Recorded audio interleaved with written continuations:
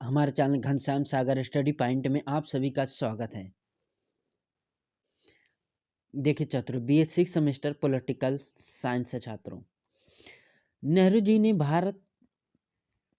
पंडित जवाहरलाल नेहरू की सांप्रदायिकता संबंधी विचार छात्रों। किनका? पंडित जवाहरलाल नेहरू के सांप्रदायिकता संबंधी विचार छात्रों। नेहरू जी ने भारत की तत्कालीन राजनीतिक स्थिति को ध्यान में रखकर विचारों को प्रतिपादन किया था। इसी कड़ी में उन्होंने सबसे पहले धर्म और राजनीति के संबंध को निर्धारित करने का एक प्रयास किया। उन्होंने संकीर्ण धार्मिकता का विरोध करते हुए सांप्रदायिकता को राष्ट्रीय एकता अखंडता के लिए घातक हिंसा व अलगाव को बढ़ाने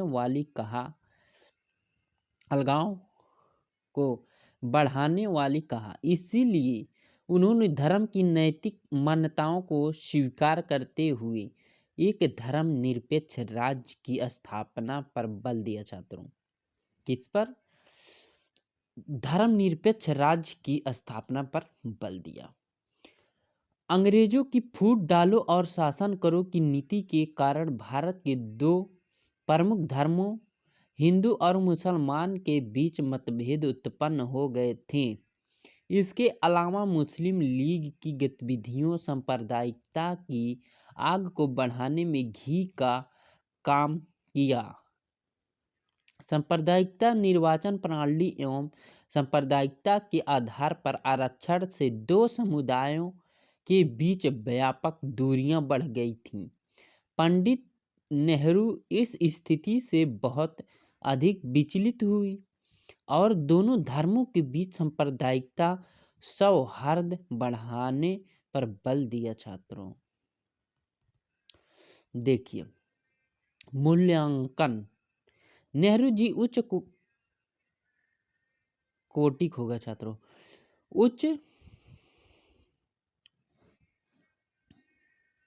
नेहरू जी उच्च कोटि के विचारक थे। उनके विचारों ने उन्हें विश्वास का नेता बना दिया था।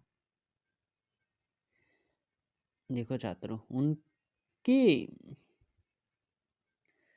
उन्हें विश्व का नेता बना दिया था। उन्हीं के कारण पश्चिम में पूर्व की आवाज सुनी जाने लगी